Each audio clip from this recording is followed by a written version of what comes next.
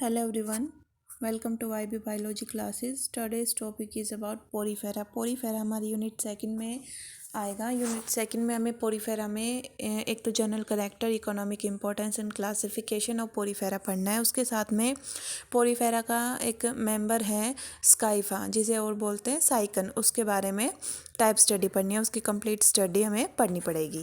Porifera जो term है ये सबसे पहले दी थी रॉबर्ट ग्रेंट ने. ये ग्रीक वर्ड है जो कि दो वर्ड से मिलके बना है, पोरी एंड फेरिन. पोरी मीनी पोर्स एंड फेरिन मीनी बियरिंग. ऐसे एनिमल जिनके ऊपर पोर्स प्रेजेंट है या फिर पोर बियरिंग एनिमल्स, इसलिए इन्हें कॉमनली बोलते हैं हम स्पंज. फिर ये लोवेस्ट मेटाजोन की कैटेगरी में रखे गए हैं और इन्हें एक अलग से सेपरेट सब किंगडम में रखा गया है जिसे हम बोलते हैं पैराजोआ, और इनकी स्टडी को नाम दिया जाता है पैराजूलॉजी. मेजॉरिटी ऑफ स्पंज है वो मैराइन मिलेंगे, एक्सेप्ट एक फैमिली जिसके अंदर 150 स्पीसीज इंक्लूडेड हैं. इनका ओरिजिन माना जाता है कि प्री कैम्ब्रियन पीरियड में इनका ओरिजिन हुआ था. फिर हम इनके 15 जनरल कैरेक्टर पढ़ेंगे, जैसे कि बॉडी फॉर्म है, ऑर्गेनाइजेशन है, इनके साइज़ के बारे में पढ़ना है, symmetry, body wall, pores, habitat, locomotion के लिए इनके अंदर कौन सी ऑर्गेनेलीज प्रेजेंट है, कैनाल सिस्टम इनका कैसा है, endoskeleton, nutrition, respiration, excretion, circulation, sense organ, nervous system, reproductive organ and development. तो ये जो करेक्टर हैं वो हम एक एक करके अभी पढ़ने वाले हैं. तो सबसे पहले हम बात करते हैं बॉडी फॉर्म की. तो इनके अंदर जो बॉडी फॉर्म है वो वेरिएबल बॉडी फॉर्म है, जैसे कि वास लाइक भी मिलता है जैसे साइकन मिलेगा, लिकोसोलेनिया. सिलेंड्रिकल बॉडी फॉर्म भी मिलती है जैसे यूप्लेक्टिला. सिफेरिकल बॉडी फॉर्म भी मिलती है जैसे कि यूस्पंजिया के केस में, और इर्रेगुलर मास ऑफ ब्रांचेस मिलते हैं जैसे स्पॉन्जिला. फिर ऑर्गेनाइजेशन की अगर हम बात करें तो इनके अंदर मिलता है सेलुलर लेवल ऑफ ऑर्गेनाइजेशन या फिर सेल एग्रीगेट प्लान की. मतलब इनके अंदर ना तो कोई टिश्यू प्रेजेंट होगा, ना ऑर्गन सिस्टम, सिर्फ सेल्स हैं जो आपस में एक दूसरे के साथ मिली हुई है और वो एक ऑर्गेनिज्म की फॉर्मेशन करती हैं. साइज़ की अगर हम बात करें तो इनका साइज़ है वो वेरी करता है from 1 centimetre to 1 metre. Symmetry की अगर हम बात करें तो most of the sponge are radially symmetrical, but कुछ ऐसे हैं जिनके अंदर एसिमेट्री प्रेजेंट है जैसे कि स्पॉन्जिला. स्पॉन्जिला की शेप भी वैसे भी इरेगुलर मास ऑफ ब्रांचेस है ये. फिर नेक्स्ट हम बात करते हैं बॉडी वॉल की. तो ये डिप्लोब्लास्टिक एनिमल है, मतलब इनके अंदर सिर्फ 2 जर्म लेयर प्रेजेंट होंगी, एक्टोडर्म एंड एंडोडर्म. इनकी जो बॉडी वॉल है वो 2 लेयर से मिलके बनी है. आउटर डर्मल लेयर जिन्हें हम बोलते हैं पिनेकोडर्म, ये फ्लैट पिनेकोसाइट्स की बनी हुई है, और जो इनर गैस्ट्रल लेयर है क्वेनोडर्म, ये क्वेनोसाइट की बनी हुई है. जो क्वेनोसाइट हैं उनका स्ट्रक्चर कुछ ऐसा होगा कि ये ऊपर कॉलर प्रेजेंट है, ये नीचे सेल है और ये न्यूक्लियस, और इससे फ्लैजिला, यहाँ से फ्लैजिला निकलेगा, तो ये फ्लैजिलेटेड सेल है. फिर इसके अंदर जो फ्लैजिला है उसकी मूवमेंट कॉन्स्टेंटली होगी जिसे हम बोलते हैं बीटिंग ऑफ फ्लैजिला. बट जो ये फ्लैजिला है इनकी मूवमेंट होती है अनकोऑर्डिनेटिवली, और ये इन जो बीटिंग ऑफ फ्लैजिला है इसकी वजह से जो वाटर करंट है वो मेंटेन किया जाता है. फिर जो ये 2 लेयर हैं इनके बीच में ट्रू मीजोडर्म तो प्रेजेंट नहीं होती, क्योंकि ये डिप्लोब्लास्टिक एनिमल है तो मीजोडर्म तो प्रेजेंट नहीं होगी, बट मीजोडर्म की जगह पे मीजोगिलिया प्रेजेंट होगा. फिर जो मीजोगिलिया है वो जेल लाइक और नॉन सेलुलर मीजोगिलिया प्रेजेंट है. इस मीजनकाइमा या मीजोगिलिया के अंदर नंबर ऑफ अमीबोसाइट्स प्रेजेंट होंगी, जैसे क्रोमोसाइट है, पिगमेंट सेल बोलते हैं, ट्रोफोसाइट है, न्यूट्रिटिव सेल है, थीजोसाइट है, फूड स्टोरिंग सेल है, कोलनसाइट है वो सीक्रेट करेगी कोलेजन फाइबर को, और जो मायोसाइट है वो कॉन्ट्रैक्टाइल सेल्स हैं, फेगोसाइट है वो डैमेज सेल और एक्सक्रीटा को एनगल्फ करने का काम करती हैं. जो स्केलेरोसाइट है वो स्पिक्यूल की फॉर्मेशन करेंगी, और जो आर्कियोसाइट हैं वो है टोटीपोटेंट सेल. टोटीपोटेंट सेल क्या करेंगी कि जैसे भाई की क्रोमोसाइट हैं उनका नंबर कम हो गया, तो जो आर्कियोसाइट है वो कन्वर्ट होकर क्रोमोसाइट बनाएंगी. ट्रोफोसाइट का नंबर अगर रिड्यूस होगा तो ये ट्रोफोसाइट की फॉर्मेशन करेंगी. मतलब जो टोटीपोटेंट सेल हैं उनके अंदर कैपेसिटी है बॉडी की किसी भी दूसरी सेल को बनाने की. फिर हम बात करते हैं पोर्स की। तो बॉडी वॉल है वो पोरस मिलेगी। दो टाइप के पोर्स मिलते हैं, डर्मल ओस्टिया एंड ओस्कुलम। जो ओस्टिया है वो इनहेलेंट पोर है, ऑस्कुला है वो एक्सेलेंट पोर है। नंबर ऑफ ओस्टिया ज़्यादा मिलेंगे as compared to osculum. Generally जैसे ये एक बॉडी फॉर्म है, इसके ऊपर एक ओस्कुलम मिलेगा और नंबर ऑफ ओस्टिया मिलेंगे। हम साइकन के केस में पढ़ेंगे ऐसा। एनालॉगस है ये जो ओस्टिया है वो एनालॉगस है टू माउथ, और जो ऑस्कुलम है वो है analogous to anus of higher animal. मतलब जो ओस्टिया है वो माउथ की तरह एक्ट करेगा और जो ओस्कुला है वो एनस की तरह एक्ट करेगा। फिर हम बात करते हैं हैबिटेट की। तो मैंने अभी बताया कि मोस्टली जो स्पंज है वो मेराइन है, एक्सेप्ट एक सिंगल फैमिली जिसके अंदर 150 स्पीसीज है। जैसे कि स्पॉन्जिला है, वो उसे हम जानते हैं फ्रेश वाटर स्पंज के नाम से है। तो स्पॉन्जिला है वो फ्रेश वाटर स्पंज है और उसकी जो फैमिली के मेंबर हैं वो फ्रेश वाटर हैं। उसके अलावा हम बात करें ऑर्गेनली ऑफ लोकोमोशन की, तो ये तो सेडेंट्री मोड है इनका, मतलब ये एक जगह फिक्स रहेंगे, तो इनके अंदर तो किसी टाइप की कोई ऑर्गेनली होगी नहीं लोकोमोशन की। तो हम कहेंगे कि भाई जो स्पंज है वो सेडेंट्री है, फिक्स्ड है, तो उन्हें कोई ज़रूरत नहीं है किसी भी टाइप की लोकोमोटिव स्ट्रक्चर की। फिर कैनाल सिस्टम की अगर हम बात करें तो जो स्पंज है उनके पास एक पिकुलियर टाइप का, मतलब एक पर्टिकुलर टाइप का इंटरकनेक्टेड कैनाल्स मिलते हैं। जैसे बहुत सारी कैनाल हैं वो आपस में एक दूसरे से कनेक्टेड है, तो उस पूरे सिस्टम को हमने बोल दिया कैनाल सिस्टम, जिसके अंदर जो वाटर करंट है मूव करता है, इसलिए इसका दूसरा नाम है एक्वीफेरस सिस्टम। फिर जो कैनाल सिस्टम है ना, उसकी जो सेंट्रल कैविटी है उसका नाम है स्पंजोसील कैविटी।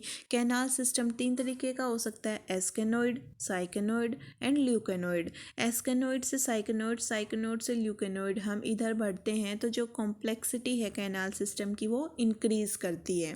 इनके एग्जाम्पल नीचे लिख रखे हैं कि जो एस्केनोइड टाइप का कैनाल सिस्टम है वो ल्यूकोसोलेनिया में मिलेगा, साइकेनोइड टाइप का साइकन में, और ल्यूकेनोइड टाइप का मिलता है यूस्पंजिया में। फिर हम बात करते हैं एंडोस्केल्टन की। तो जो एंडोस्केल्टन है वो क्लासिफिकेशन का बेस बनाएगा।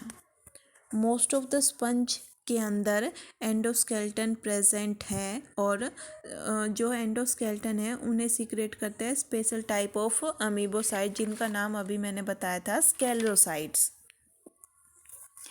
जो एंडोस्केल्टन है वो कैल्केरियस स्पिक्यूल का भी बना हो सकता है, मतलब कैल्शियम कार्बोनेट का भी बना हो सकता है, वो सिलिका का भी बना हो सकता है, और वो स्पॉन्जिन फाइबर्स का भी बना हो सकता है। फिर हम बात करें न्यूट्रिशन की, तो ये ओमनीवोर हैं, होलोट्रोपिक मोड ऑफ न्यूट्रिशन है इनका। ये सीलियरी फीडर हैं, खाने को बिल्कुल सीलिया की हेल्प से फिल्टर करके ही खाएंगे। मतलब जो माइक्रोस्कोपिक फूड पार्टिकल हैं वो वाटर करंट के साथ बॉडी में एंटर करेंगे, और जो मैक्रोस्कोपिक फूड पार्टिकल है उन्हें भारी कर दिया जाएगा। फिर इनके अंदर जो डाइजेशन है वो इंट्रा सेलुलर डाइजेशन है, मतलब सेल के अंदर डाइजेशन होगा। फिर जो कोलर सेल हैं उनके जो फ्लैजिला हैं उनकी कांस्टेंट बीटिंग की वजह से न्यूट्रिटिव कम रेस्पिरेटरी वाटर करंट जनरेट होगा। इनके अंदर जो रिजर्व फूड मटेरियल है वो ग्लाइकोजन, फैट, लाइपोप्रोटीन इनकी फॉर्म में स्पेशल अमीबोसाइट जैसे कि थीजोसाइट्स उनके अंदर स्टोर किया जाएगा। फिर रेस्पिरेशन एंड एक्सक्रीशन की बात करें तो रेस्पिरेशन एंड एक्सक्रीशन होता है इनकी जनरल बॉडी सरफेस के थ्रू। कोई भी किसी भी टाइप का इनके अंदर पर्टिकुलर रेस्पिरेटरी ना ही एक्सक्रीटरी ऑर्गन प्रेजेंट है। फिर जो रेस्पिरेशन है वो एरियोबिक मोड ऑफ रेस्पिरेशन है इनके अंदर, और एक्सक्रीशन की अगर हम बात करें तो अमोनोटेलिक है ये, मतलब ammonia as a nitrogenous waste इनकी बॉडी से बाहर निकाला जाएगा। फिर हम बात करें सर्कुलेशन की, तो जो फूड का सर्कुलेशन है, फूड का ट्रांसपोर्टेशन है, फूड का डिस्ट्रीब्यूशन है, वो या तो सेल टू सेल डिफ्यूज़न से होगा या फिर वो कोई स्पेशल अमीबोसाइट जैसे कि ट्रोफोसाइट उनकी हेल्प से किया जाएगा। फिर sense organ and nervous system की अगर हम बात करें, भाई जो स्पंज हैं वो काफ़ी प्रिमिटिव टाइप के ऑर्गेनिज्म है, तो इनके अंदर किसी भी स्पेशल टाइप का सेंसरी सिस्टम या फिर नर्वस सिस्टम नहीं होता। इनकी जो पूरी बॉडी के सेल्स हैं वो इंडिविजुअल सेल सेंसिटिव है, और इंडिविजुअल सेल इंडिविजुअली रिएक्ट करेगा। ये शो करते हैं स्लो और लोकल रिएक्शन, जो कि इनके सेडेंट्री मोड ऑफ लाइफ के हिसाब से बिल्कुल सफिशिएंट है। ये इनकी ज़्यादा एक्टिविटी नहीं है तो इन्हें ज़्यादा कंट्रोल करने की भी ज़रूरत नहीं पड़ती। जो ये सेंसिटिविटी है ये हाईली डेवलप्ड है कुछ टाइप ऑफ सेल में, जैसे कि मायोसाइट जो डर्मल ओस्टिया या ओस्कुलम के सराउंडिंग में मिलेंगी, एपोपाइल के सराउंडिंग में मिलती हैं। ये मायोसाइट इनकी ओपनिंग एंड क्लोजिंग को गार्ड करेंगी, कंट्रोल करेंगी, एज एन स्पिंस्टर काम करती हैं। तो इनके अंदर थोड़ी बहुत सेंसिटिविटी प्रेजेंट है। बाकी इंडिविजुअल सेल है वो खुद में सेंसिटिव है, कोई पर्टिकुलर टाइप का सेंसरी या नर्व सिस्टम इनके अंदर प्रेजेंट नहीं होगा, क्योंकि ये काफ़ी प्रिमिटिव टाइप के ऑर्गेनिज्म है और इन्हें अपनी बॉडी को पूरी को कंट्रोल करने के लिए किसी टाइप के नर्वस सिस्टम की ज़रूरत नहीं पड़ती। फिर हम बात करते हैं रिप्रोडक्शन एंड डेवलपमेंट की। तो इनके अंदर दोनों टाइप के मोड ऑफ रिप्रोडक्शन है, asexual as well as sexual reproduction. Asexual में एक्सटर्नल बर्डिंग, जो कि स्काइफा के अंदर एग्जाम्पल लिख रखा है। Internal budding through gemmule formation, जो कि स्पॉन्जिला के अंदर एग्जाम्पल है स्पॉन्जिला इसका। But most of the sponge है वो बाइसेक्सुअल मिलेंगे, बट बाइसेक्सुअल होते हुए भी इनके अंदर क्रॉस फर्टिलाइजेशन होगा ड्यू टू प्रोटोगाइनस कंडीशन। और इनके अंदर कोई पर्टिकुलर टाइप का ऑर्गेनाइज्ड गोनेट प्रेजेंट नहीं होता। जब ये मैच्योर हो जाएंगे उस टाइम पे जो आर्कियोसाइट है, जो टोटीपोटेंट सेल हैं, वो गोनोसाइट की तरह काम करेंगी और हैप्लॉइड गैमेट की फॉर्मेशन करेंगी। इनके अंदर जो डेवलपमेंट है वो इनडायरेक्ट डेवलपमेंट होगा। ये इंक्लूड करते हैं फ्री स्विमिंग लार्वा को। दो लार्वल फॉर्म होती हैं, पैरेन्काइम्यूला जो कि सॉलिड लार्वा है, एम्फीब्लास्टुला लार्वा जो कि होलो लार्वा है। ये हाफ फ्लैजिलेटेड मिलेगा और हाफ नॉन फ्लैजिलेटेड मिलेगा।